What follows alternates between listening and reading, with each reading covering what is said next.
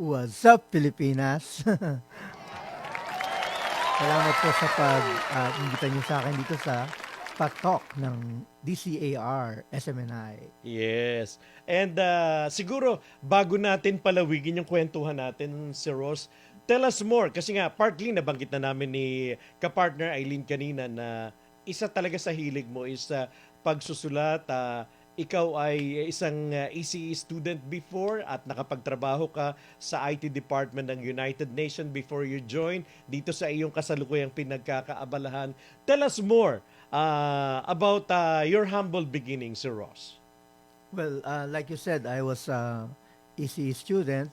I was born in Pasig, so Pasigueño po ako. Taal na Pasigueño. Yes, so hello po, Mayor Vico. So, yun. Pride ito ng mga taga-Pasig kasi, Oo. ayan, taga-Pasig, si Mayor Vico Soto. Yes. So, I was an ECE graduate from Mapua Institute of Technology po yung dating pangalan niya. Ngayon, it's called Mapua University. Dahil lumaki na po siya, karoon siya ng sariling IT, parang several IT courses na ginawa niya, nilagay niya sa Makati area. Okay. Yun, back then po kasi, mahilig talaga ako magsulat kasi even before college, I was already part of the school organ Okay. or newspaper. Pero may writer ba sa pamilya na pinagmanahan ka, Sir Ross? Wala po. Kasi po more on more on the creative side. Okay. So mas mahilig talaga ako magsulat, mag-drawing, nagpe-paint nga po ako noon. So actually ang bala ko pa nga noon, ang kunin ko is fine arts. Kaya lang sabi kasi ng parents ko noon back then, wala daw pera sa pagiging sa fine arts or pagiging writer. So sabi nila, they said na mas okay kung engineering. So doon ako napunta. Actually, sa engineering, yung mga barkada ko pa nga, ang balak nila is yung mababang course muna ang pasukin kasi mahirap daw yung pumasok no sa mataas na course na agad. So, from civil engineering, yun ang gusto nilang kunin para madali daw ang passing kasi yung mga requirements for passing. So, pero ako, matigas ang ulo ko noon, talagang dinagdagan ko ng yung ECE, ay yung CE. Naging ECE tuloy siya para mas malapit-lapit sa IT. Kasi back then talaga, mahilig din ako sa talagang information technology. Okay. Kasi yung ECE, mahirap na kurso yan kasi more on numbers yan, mathematics, di ba? Kasi ang madalas, pag nag-graduate ka dyan, na-employed ka dyan as engineer ng mga network. Yan. So, in demand yan ngayon sa industriya ng media. Oo nga po eh. Back then po kasi talaga, ang gusto ko talaga is information technology. Ayun. Pero since ang choices ko lang po doon sa Mapua back then is either civil engineering, EE or ECE. So yung ECE talaga kinuha ko na pinakamalapit. So in short, Sir Ross, kumbaga, ang pinush mo is yung talagang malapit sa puso mo, yung gusto mo. Ayun. Okay. Gusto, ang hilig niya is talagang pagsusulat. Ayun. So, yung writing. Yung pagsusulat po kasi is talaga, kasi nga sabi ko nga kanina, even way back elementary days, part na ako ng school organ or school newspaper. So it's either as a writer or as an editor or Contributor. even as an illustrator.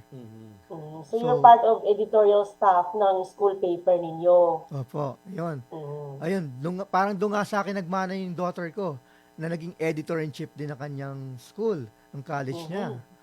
So, ayun, doon ako namamana ng mga anak ko, yung pahilig ko sa pagsusulat. Yung anak mo o yung family mo, paano mo naman na-establish yung family mo? Na-meet mo si Mrs. Then, yung family background niyo po, yung paano mo binuo yung pamilya niyo po?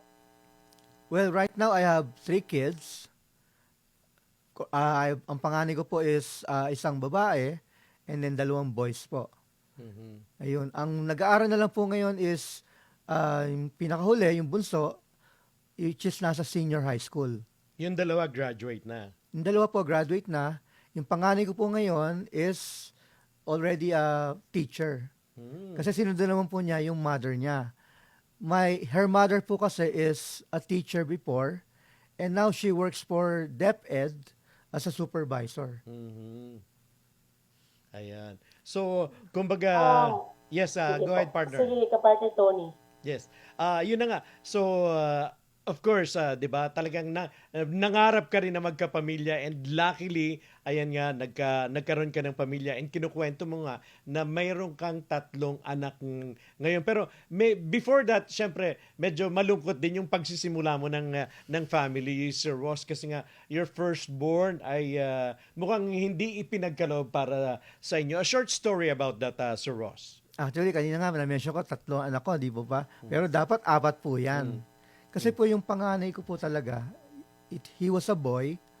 Um, uh, Sadly, namatay po siya during his 5 months in the world. So, baby pa lang siya. Baby pa lang po siya, 5 months, nagkasakit po siya, and then, nung dinala po namin sa ospital, sabi naman, wala naman daw problema, and then, all of a sudden, after a few days, tsaka lang discover na meron palang something like a bacteria na umaatake sa kanya, sa health niya. Kaya, doon po, after a few days, yun, iniwan niya po kami. So, napakalungkot na araw po yun dahil siyempre, firstborn po kasi eh. So, may iyak na po. Yun, dahil naalala ko po siya. Pero, syempre, kumbaga, hindi biro yung maka-experience ka ng ganun. Kasi, para bang, yes, nagpamilya ka and hoping na magkakaanak ka, pero ganun nga yung nangyari. Pero at least mabilis kang naka-recover. Kumbaga, yes, the pain is there dahil hindi biro talagang mawala ng anak. Pero sabi mo nga, nagpatuloy ka, hindi ka sumuko, and God is good. Binigyan ka pa niya ng 3 pang anak na ngayon nga ay malalaki na sila, and 2 na kamo yung established. So at least, kumbaga, hindi man naging maganda yung pagsisimula mo dahil dun sa experience mo, dun sa yung firstborn, at least hindi ka dun nawala ng pag-asa. Kasi yung iba, parang dinaramdam nila yung mga ganong katinding pagsubok sa kanilang buhay. Actually po, hindi Kasi rin naman nag-iisa, ganun kabilis yung pag-recover ko. Kasi nga, nangyari po, paro kami ng wife ko, para na-trauma din kami. So, even after that, after the death of my first child, of course, we attempted to nasundan siya, di ba? Yes. Kaya lang, yung pangalawa, ang nangyari naman po, na-miscarriage naman po yung wife ko. So, dapat talaga 5 na anak ko kung natuloy yun. So, kasi nga, siguro dahil nga doon sa nangyari sa amin in the past, so, mahirap kalimutan yung nangyari sa amin.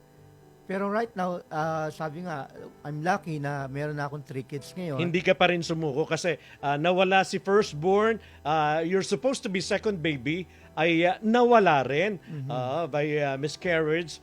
Pero sabi nga, tuloy lang ang buhay, and yan, binigyan ka pa ng 3 na ngayon nga ay masasabi mong malalaki na sila, na itaguyod mo sila ng maayos. Yes po. Ang pakiramdam ko nga po ngayon, feel like I'm the luckiest person in the world. Sa nangyayari po sa akin after all those happenings na mga sad stories, is tuloy-tuloy naman po yung mga blessings and mga good luck na dumarating sa akin. So, for example, yung daughter ko po ngayon, parang nagmana sa akin, nakuha niya yung talent ko sa pagsusulat, sa pagiging creative.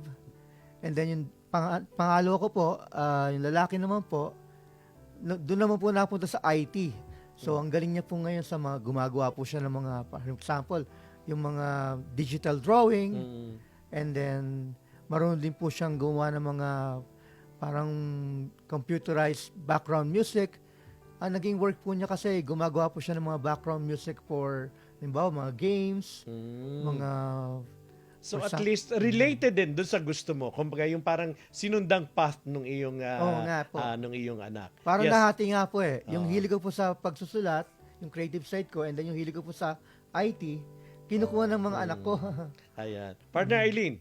Yan. Kasi namamana talaga ng mga anak ko ano yung skills at talent kung sino yung mga magulang, di ba?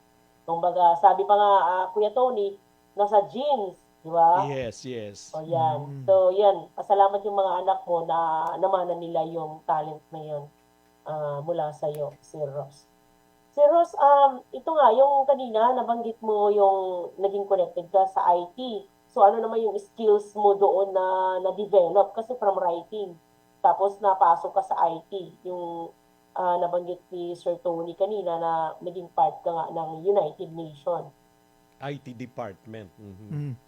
I was an ICT officer of the United Nations World Food Program. So, ang office po namin, main office was based in Makati, and then we have field offices in Mindanao. So, meron po sa Cotabato, meron sa Davao, meron sa Iligan. And we also had one in Legazpi during our time. Yun po. So, ang nangyari po kasi doon, back then, ako po yung IT dun sa Makati, and then every time na isa-set up po namin yung mga infrastructure ng bawat offices, may pinapadala po sila ng expert coming from the different countries. For example, from Rome, from Thailand, actually from different countries, kung sino yung mga expert sa kanya-kanyang mga IT technology. For example, yung expert sa radio, pinadala sa Pilipinas para turuan ako, and then kami naman po yung nag-set up dun sa Mindanao. Mhm. Ayun po. So, nung set up naman po yung mga servers namin, another expert came in. And so, ang nangyayari, every time In natututo short, ako. nagta-travel ka kung saan meron kayong mga offices in Mindanao and even in Luzon, nandun ka, nagta-travel ka, Sir Ross. Oo. Naging parang perks ko po yung pag-travel kasi nga, we have different offices all over Mindanao. So, nakapag-travel din po ako. And nabigyan rin po ako ng opportunity to get trained out of the country because of the United Nations.